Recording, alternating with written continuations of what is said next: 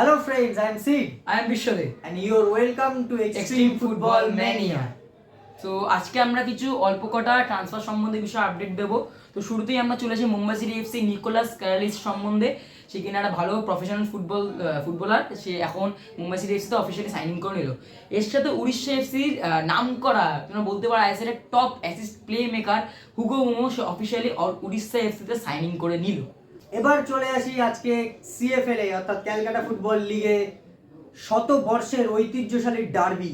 সেই ডার্বিতে কিন্তু আজকে ইস্ট বেঙ্গল 2-1 গোলে মোহনবাগানকে পরাজিত করেছে। গোল দিয়েছে বিষ্ণু এবং জেসিন্টিকে।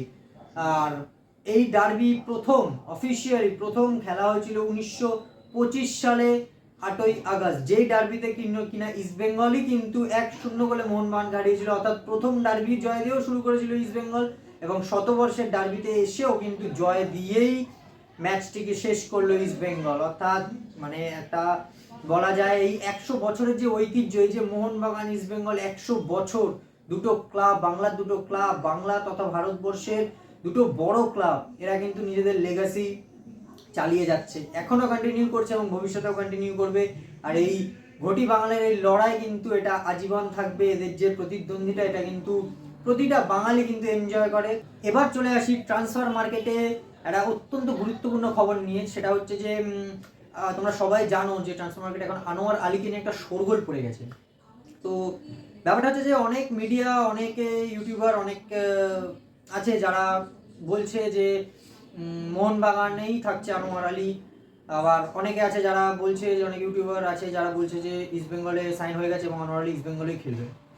তো আমরা যথারীতি জানি যে মার্কাস মার্কুলহাউ যে তথ্যটা দেয় সেটা কিন্তু অত্যন্ত মানে অথেন্টিক এবং তার বেসিসে আমাদের কাছে কিছুটা আমরা জানি এবং সেটা হচ্ছে যতটা, সেটা যে হলো যে আনোয়ার আলী কিন্তু ইস্ট বেঙ্গলে সাইন করেছে, ইস্ট বেঙ্গলের কন্ট্রাক্টে সাইন করেছে এবং আনোয়ার আলীর বলা যায় যে মোহনবাগানের সাথে যে আনোয়ার আলীর যে লোন ডিলটা ছিল সেখানে কিন্তু কোনো টার্মিনেশন ক্লজ ছিল না।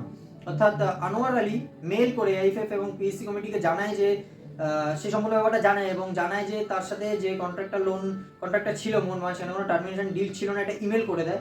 এবং রঞ্জিত বাজাজও কিন্তু বলা যায় যে ফিফার এবং এআইএফএফ অনেক রুলস কিন্তু রঞ্জিত বাজাজের নখদর্পণে, এবং রঞ্জিত বাজাজ কিন্তু মানে বলা যায় যে ফুটবল জগতে কিন্তু অনেক খবর রাখে। তো ব্যাপারটা হচ্ছে যে এখন ব্যাপারটা কোন পর্যায়ে আমরা জানি যে মার্কাস মার্কুলহাউ কিন্তু অলরেডি জানিয়ে দিয়েছে, তোমরা সবাই দেখেছো, যারা দেখেছো তারা তো জানোই, এবং যারা এখনো দেখতে পাওনি বা জানো না তাদের জন্যই আবার করে রিপিট করছি। সেটা হচ্ছে যে এই সম্পূর্ণ ব্যাপারটা কিন্তু এখন পিএসসির হাতে, অর্থাৎ প্লেয়ার স্ট্যাটাস কমিটির হাতে। এবং মোহনবাগান সুপার জায়ান্ট ব্যাপারটা এখন মোটামুটি মোহনবাগান সুপার জায়ান্ট, আনোয়ার আলী এবং রঞ্জিত বাজাজের মধ্যেই হবে। যা কিছু আইনি লড়াই এদের তিনজনের মধ্যেই হবে এবং শেষমেশ দেখা যাক যে আনোয়ার আলী মানে ওর যে ভবিষ্যৎ সেটা কী হয়, সে মোহনবাগানে খেলে নাকি ইস্ট বেঙ্গলে খেলে।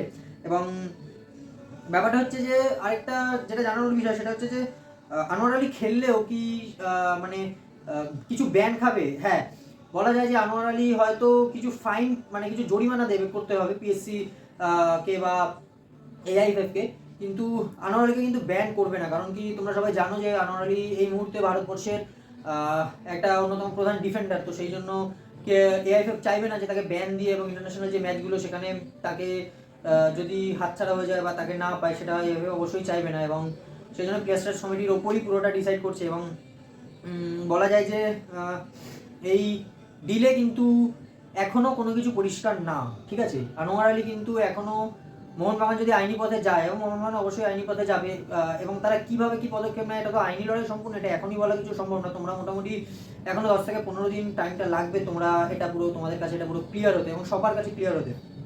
তো এটাই হচ্ছে ব্যাপার যে আনোয়ার আলী কিন্তু ইস্টবেঙ্গলে যদি খেলে তাকে কিছু জরিমানা করতে হবে, এবং ইস্টবেঙ্গলে যদি তাকে পায় তাহলে একটা জায়গাটা সিকিউর হয়ে যাবে ইস্টবেঙ্গল আগামী বেশ কিছু বছরের জন্য বলা যায়। এবং আনোয়ার আলী যদি মোহনবাগানে যায় বা মোহনবাগানেই থাকে, মোহনবাগান যদি আইনি লড়াইটা জিততে পারে তাহলে হয়তো মোহনবাগান তাদের যে লোন ডিলটা আছে সেই ডিলটা থেকে বেরিয়েছে আনোয়ারকে কিন্তু একটা লং টার্ম কন্ট্রাক্টে আনোয়ার আলীকে সাইন করাবে। এবং আনোয়ার আলী একটা মেলও করেছিল, যেটা তোমাদের বলা হয়নি এই মুহূর্তে আমার মাথায় আসবে, সেটা হচ্ছে যে আনোয়ার আলী যে ঘটনাটা মানে যে রটনাটা উঠেছে যে ইস্টবেঙ্গলে সাইন করে দিয়েছে বা যাই হোক সেটা, তো তার আগে 10ই জুলাই কিন্তু আনোয়ার আলী একটা মেল করেছিল মোহনবাগান ম্যানেজমেন্টকে বা তাদের অফিসিয়ালদের, যে আনোয়ার আলী লোন ডিলে থাকতে চায় না, কারণ মানে আনোয়ার আলীর ফিউচারটা সিকিউর করতে চায়, সেই জন্য সে একটা কন্ট্রাক্টে যেতে চায়। তো মোহনবাগান কর্তৃপক্ষ থেকে সেটা কিন্তু কোনো রিপ্লাই দেওয়া হয়নি এবং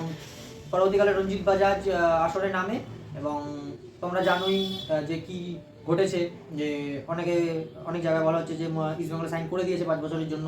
এটা সত্যি হতেও পারে বা নাও হতে পারে, কিন্তু আজকে আমরা দেবব্রত সরকারের একটা ইন্টারভিউ দেখলাম, সেই ইন্টারভিউতে কিন্তু আনোয়ার আলীকে নিয়ে প্রশ্ন করা হলে দেবব্রত সরকার স্পষ্ট বলে দেয় যে আনোয়ার আলীর বিষয়ে ইস্টবেঙ্গল মানে কোনোভাবেই মানে আনোয়ার আলীর এই যে বিষয়, আনোয়ার আলী খেলতে পারবে কি পারবে না বা কোন দিকে খেলবে, কার হয়ে খেলবে, এই বিষয়ে দেবব্রত সরকার কিন্তু স্পষ্টভাবে বলে দিল যে আইনি লড়াইতে কিন্তু এখন যা আছে সম্পূর্ণ রঞ্জিত বাজাজ, আনোয়ার আলী এবং মোহনবাগানের মধ্যে, অর্থাৎ ইস্টবেঙ্গলের সাথে কিন্তু মোহনবাগানের আইনি কোনো লড়াই নেই। আমি আবারও বলে দিচ্ছি, ইস্টবেঙ্গলের সাথে কিন্তু এই মুহূর্তে মোহনবাগানের কোনো আইনি লড়াই নেই। যেটা আছে সেটা হচ্ছে আনোয়ার আলী, রঞ্জিত বাজাজ এবং তাদের সাথে মোহনবাগান সুপার জায়ান্টের।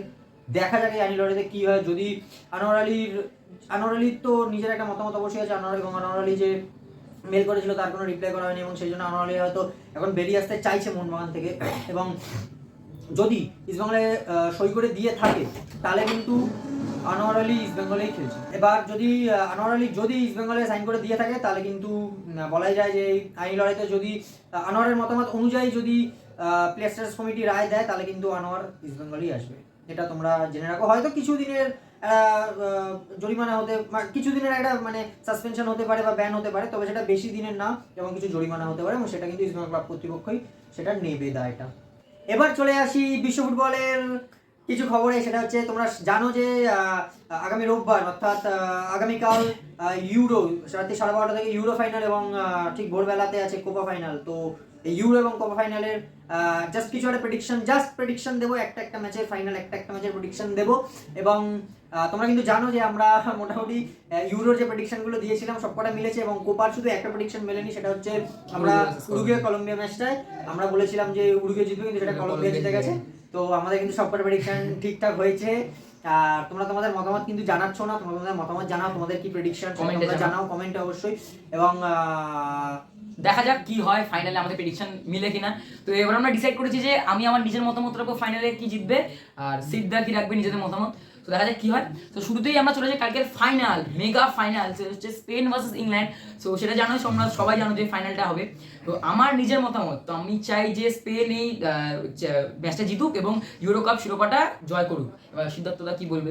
আমি তো